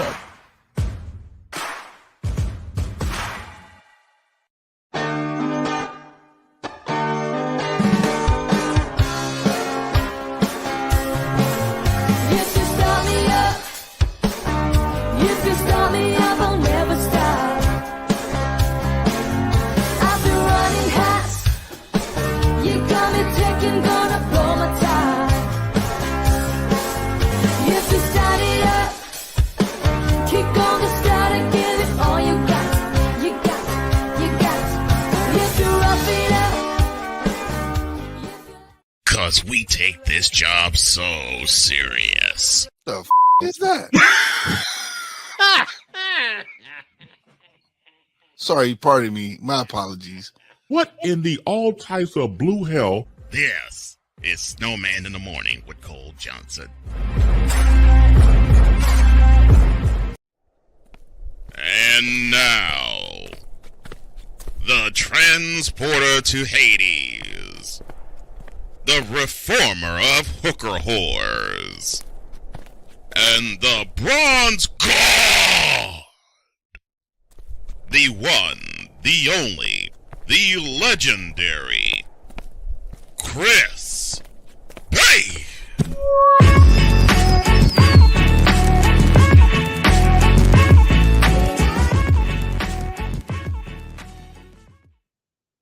Now time to close this show out the right way. Here he is. Chris Bates joins us as he does every Friday morning about this time. Welcome back, brother. It is great to see you. It is great to talk to you and great for you to be here. Well, it's always great to be here. Always saying good morning to Rayman, of course, to the mad scientist, to Wize All, and for all of you in the comment section, all the boys and girls, and good morning and good afternoon, boom shakalaka to you. Why am I laughing? All right. Already? I know this is going to be. So off the bat, like you, Snowman, Rayman, I got the story about Shannon Sharpe joining ESPN every Monday and Tuesday to debate Stephen A. Smith. Okay. First of all, it's a good move for him. I'm pro him. I think for him, what he's trying to do, trying to accomplish from the standpoint of creating content and still being relevant. So that makes all the sense in the world. So I don't knock him for that. Right. The X factor here, I don't mean Twitter. The X factor here is oh really? Now it's all X. Now I gotta. It's all X. Yes. Now I have to be base X. Assalamu alaikum, Islami and bacon. So now I got to change my whole religion now because Twitter become X. In the name of Allah, the beneficent, the merciful. I'm sorry, my bad. I mean, good night. The creator of all things. Yes. Yes. Right. So now the X factor is Stephen A. Smith. He's on record of blowing out his former partner, Max Kellerman. He appeared on the Breakfast Club and said that he removed him because of A, B, and C. Now, whatever A, B, and C was, I have no idea what it is. My guess. The reason why he got rid of Max, I think Max was too much for him from a standpoint of debating was concerned, points that actually made sense, and I'm probably a threat to who he is and who he was. That's just my take on the whole thing while I was watching the show. I like Max. I think Max is a great personality. Man has broadcasting experience, not only in boxing, but he done tons of local radio out in LA with Marcus Wiley for years. So it's not like he's a punk when he was teamed up with Stephen A. Smith. I think, and once again, some people just have to be the alpha male or alpha female in the room solo, and that's it. And that's how they operate. They don't want anybody to share the spotlight with them, or anybody to share the room or the grace or just the fact that we're all fellowshipping. They have to be the top dog. And so, to me, with Stephen A. at times, even though he's on record for getting rid of Max Kellerman, who's to say down the road after the honeymoon's over with and after everything is all kumbaya, then we get into the thick of it, say 5 to 6 months down the road with the program, will he still feel that way? Will he get all up in his feelings to try to ace out Shannon Sharpe? That's the only thing that bothers me, because once again, he's on record for doing that. So if I was Shannon Sharpe, I would watch my back. Yeah. Same. I don't think that would be the case here, simply because Shannon is not opposing Stephen A. Smith all 5 days of that week. And I think if it was a Monday through Friday thing, that would be a valid question to ask. Yeah. But considering that Shannon is only doing it for 2 days a week and he still has Club Shay Shay. Yeah. The name, not the podcast. Since he has that platform, and I think he's trying to shop at the FanDuel and other places like that, I think that'll be fine, and the alpha male type of thing would not bother Shannon in that situation, I don't think. And I don't think Stephen A. Smith would feel threatened. Double, especially now that he has instituted this revolving door of analyst chairs. And now he's seeing that be so successful, and his ego's getting stroked because Fox Sports 1 is going to do the same thing with Skip Bayless. But again, I don't think it takes much. You could be on for 15 minutes. I think he'd be up in his feelings if you chess play him. If you chess play him, oh damn, he's not too smart for that. If you just play checkers and you jump him, meaning Stephen A. Smith, he's going to feel sort of way. So it don't matter. I don't care if it's 15 minutes, 10 seconds, or whatever. If you get what you get in, and he feels slighted, or he feels that you bested him, he's going to file that. That's just look. Someone likes to, once again, let me say for the record, I like Brother getting his bag. I don't deny him that. I don't like his act. I respect his acumen. His act sucks wind. That's the only reason I don't like Brother Man. Other than that, he's all right. Now, having said all that, when you're doing that type of ego, and again, you have been baptized by the mouse, by the rat bastard. You have been baptized by the mouse to be the head franchise face of ESPN. And there's nothing wrong with that. You can look, it's one of those things where accept the crown that you have.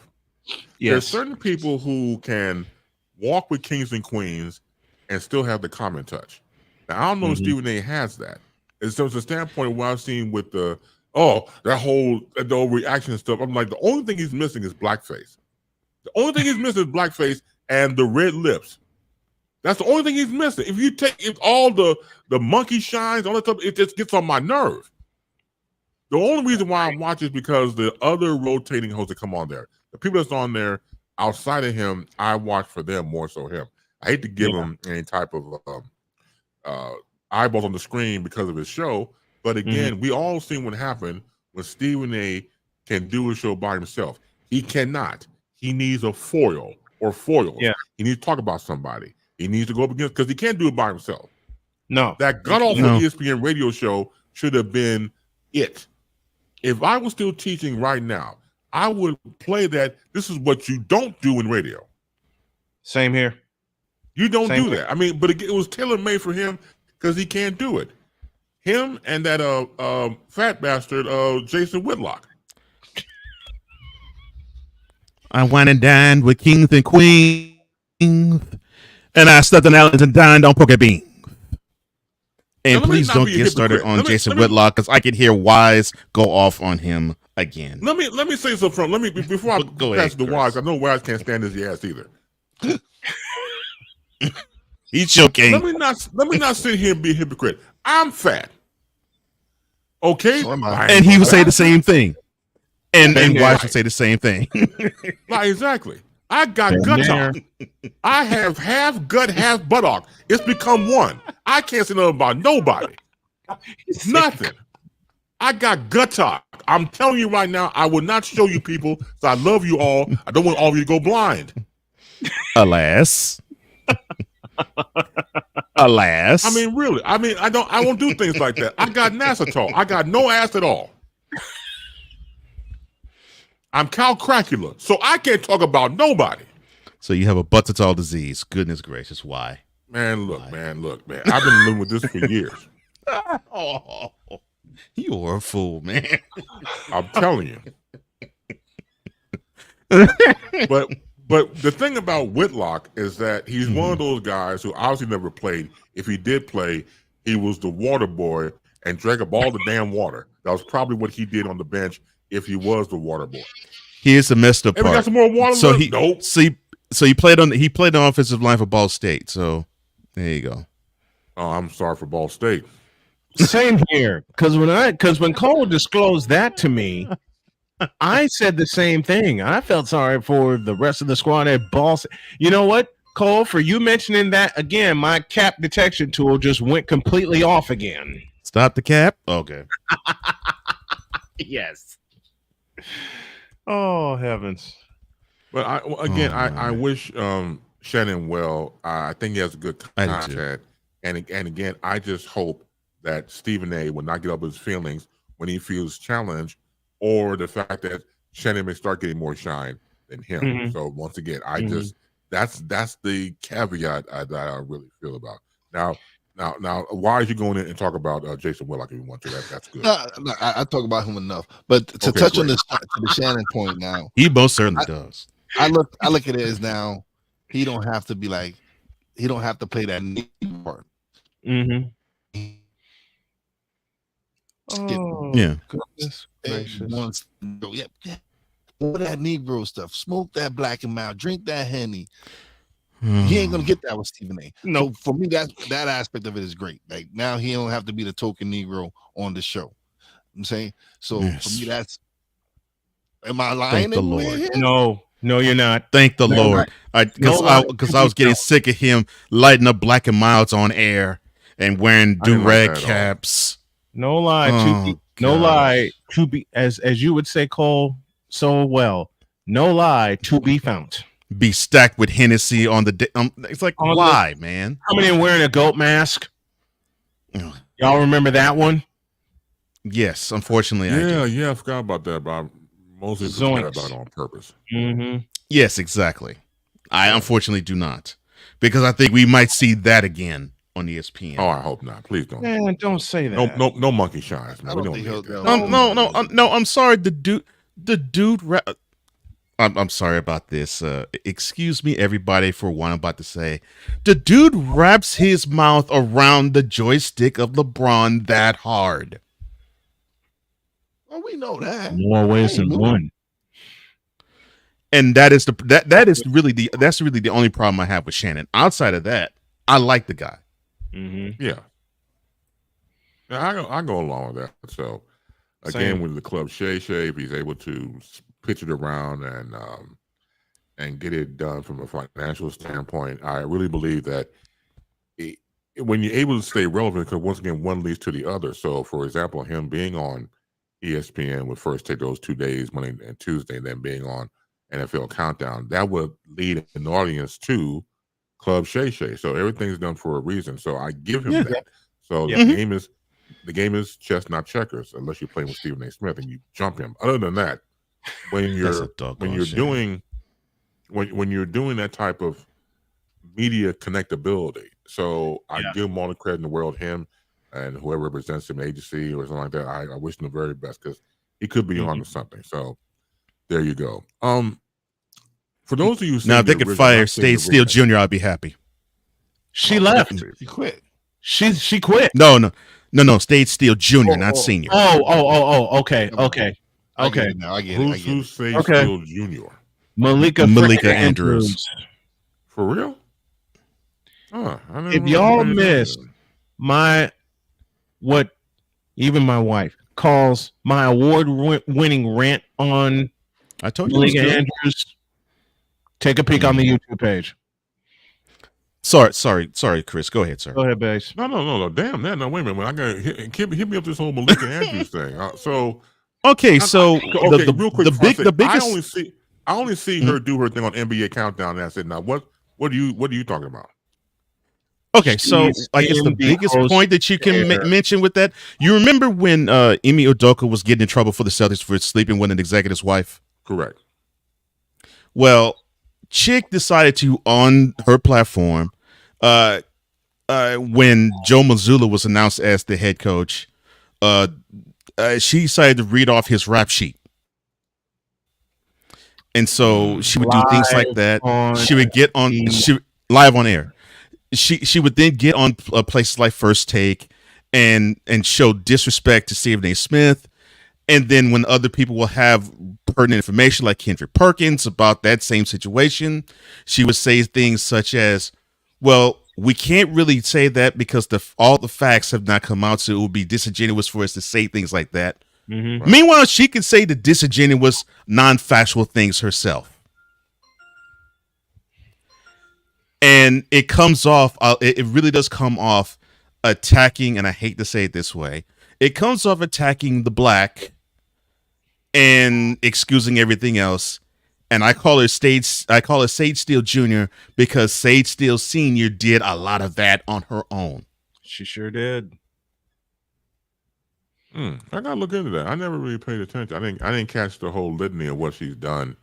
And they do things like that. Oh, and that's just some of the stuff that she's done. And the cross-eyed part is they promoted her to the lead host chair for the NBA World Championship Series. Oh yeah, she's taking Mike Greenberg's place. Oh, yeah, I caught that. Which I have no problem with. Now again, it's different. Okay, are you saying that because of her stance and what she did with that situation, can you divide her talent as just being a straight broadcaster is concerned? Can you separate the two, or the two become one? Oh, she's okay. You could put other people in her spot, and they would do better, in my opinion. Yeah, but I really believe she's there because she's 28, she's mixed, and those a little older than we are and Caucasian seem to have the heart on for her. And I really believe that's why she has the position that she has. Yeah, I go along with that. And I just I go along with that. I just the whole thing. Why. Yeah, I'm sorry. Go ahead. I just don't get why they made that particular promotion. Maybe it's something I missed. Maybe it's because I thought the whole thing about the studio host and they did this at CBS was for people to actually know the game and talk about the games and the series and the storylines within. And Not she barely talks about the game. Meanwhile, Mike Greenberg knows basketball pretty well. To his credit for not playing, he knows the sport pretty well. I mean, Mike Greenberg was a studio host when the Bulls were on their record-setting run, like I said, in 1996. He and current Bears voice Jeff Joniak did the honors. Mm-hmm. Yeah. Yeah, I think what happened, you got to factor in today's times and today's producers. True. And how much control that they have, he or she's. So depending on the host, producers, and the setup, we don't know how much you can say or do. A lot of people don't have that much of free form. They're kind of like handcuffed to a degree because they obviously work for a network, and depending on their skill set, they're able to make that work in their contributions, or they're handcuffed for a reason. So you have to meet somewhere in the middle. So we'll see. I mean, I have no problem with Malika Andrews. It's just that once again, hearing this, let me go back and check some of the tape and go from there. And again, what happens is we've seen the merging of announcing and commentaries, so you don't know which is which these days. There used to be a time where you did one and not the other, or depending on your separation, you do one in one form and another in another form. Now everything has become blurred together. So this is what we're living with. So it's up to you and me and others to bypass it or accept it or do what we can to find a way to have a happy medium somewhere in the middle. So there you go with that. You know what's funny about that particular bit of analysis that you just said? A lot of people, a lot of NBA Today fan, they seem to criticize Molly Karam, which is we're speaking First Take, for doing just that, blurring the lines between like being a moderator and a commentator. And they seem to hate her for doing that. But like what you said, since you have been in the media, and you've been in the boardrooms of these meetings that you have, sometimes they are coached to do that. Oh, yes, absolutely. And I've seen that happen. I've seen that happen, and it's scary. Yeah, because you have to. First of all, they have these meetings to protect their phony baloney jobs. First and foremost, 100. And then second of all, you have to maintain the job, so you have to find ways to keep eyeballs on the screen, keep ears listening to content, and then where do you go from there? So, of course, a lot of stuff is manufactured, or depending on the situation where he or she, the host, is just the real deal. And you're able to phase into that and make that happen for the program itself. But some people have to be coached. Right. Some people have to develop and create personalities over it to work, and it's not them. They create a role. They create a mask where it happens to work for them. But, it's one of those things where you can tell, depending on your time as a fan, podcaster, broadcaster, who's legit and who's not, who's the real deal and who isn't, who's the phony baloney and who's the person who really eats and breathes that type of thing. So, yeah, you pick and choose who you like and who you don't like. Right. But it's one of those things where, again, it's just plethora. of them because everybody copycats off of each other, and there's nothing original that's out here. When you have original content, you probably don't know if you're watching the original or not because you've been saturated with so much non-original material. Right. I know we got a few minutes left, but I've been sitting on this topic for a couple of Fridays. There's a scene now. Once again, I've not seen the original. Not seen the copy of the reboot of the original White Man Can't Jump. So there's a scene where Woody Harrelson and Wesley Snipes win their first 2-on-2 tournament, and they're in the car driving, and they split the money. It was like $2,500 apiece, and they got the trophy and everything else. And Woody Harrelson makes the comment about he can dunk. Wesley Snipes like, okay, that's cool. No, I can dunk. So for those of you who've seen it, spoiler alert, I'm going to spoil it for you, so go watch it. Anyway, the guy pulls the car over, Wesley Snipes, and they find a goal, they find a basketball rim, and he, meaning Woody Harrelson could have given 3 opportunities to dunk. And the bet was, if you can't dunk, I'm going to take your winning check. That means another $2,500 in my pocket if you can't do it. 3 tries, he can't do it. Snipes takes the money and drives off, leaves him by himself. If that was you, if you was Wesley Snipes, would you have taken the money? Now, I'll go first, and then I'll go around to my cohorts, my brothers, who I love so much. Yes, I would have taken that money. Yes, absolutely. Ain't no doubt about it. Especially if I don't like your ass either. Oh, I'm taking the money. I'm taking it. Why? Because in the scene, he's like, okay, bro, okay, I hear you. No, I could dunk. No, I hear you. No, I could dunk. Pull over. And so some people can't be saved. You try to save them, but they can't because they want to prove to you so much they can do it, and they can't do it. He told him, which is the title of the movie, White Man Can't Jump. He tried to tell bruh. Several and didn't want to hear it. So I would have taken that, man. Especially if I don't like your ass from the beginning. Oh yeah, that's a good check. So if it was you, would you have done that? Or would you say, all right, man, just take the check and go home to your wife or go home to your girlfriend? And I don't know. I would have taken the check. He would have lost it. 3 for 3. 4 for 4. That dude was stupid. I'm like, what the heck are you doing, man? Why are you opening but you know what? But you know why? I think the dude wanted to stiff the Wesley Snipes character out of his check. And it failed miserably. Listen, yes, I would take his check with a smile on my face. And the fact that he said, listen, you ain't got to prove it to me. It's fine. Let's leave it alone. Right. Should have left it alone. Should have left it alone. So I would have taken the money. I don't know if I would have cashed the check yet because I don't know if I would have felt, but I would have taken the money. I was like, you know what? Give me the check, man. The check would have been cashed. I would have you come grovel back and then maybe. No. The check would have been cashed. If he would have seen and received part of that spending on a purse I bought my wife. No, no sir. That check would have been cashed. No sir. Spoiled on my wife and my family, and no other words about it.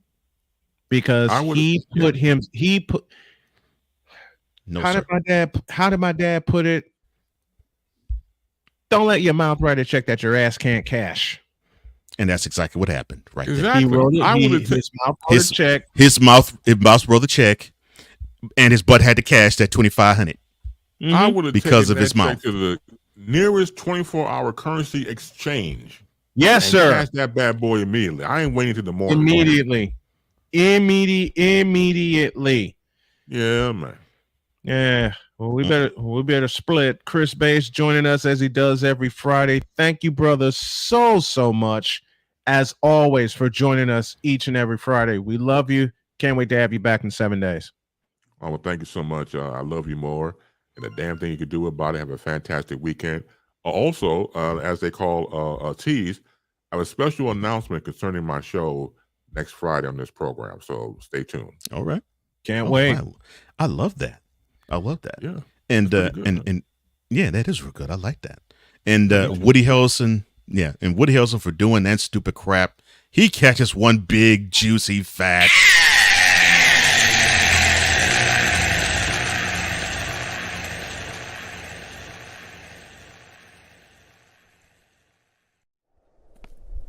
And now, the transporter to Hades, the reformer of hooker whores, and the bronze god, the one, the only, the legendary Chris Bay.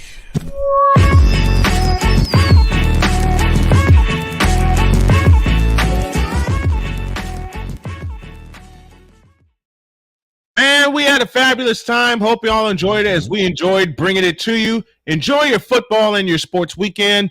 Until Monday, have a great weekend. God bless. Remember to make your next move your best move. And always remember, if your dreams don't scare you, then they are simply not big enough.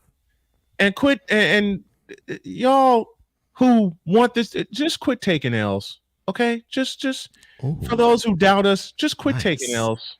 All right? I love that. Or keep taking them. Keep doubting us. Keep taking L's. We're out of here. We'll see you Monday. We love y'all and salute to you. Thank you. The following is a public service announcement from Wize El Jefe. Boston.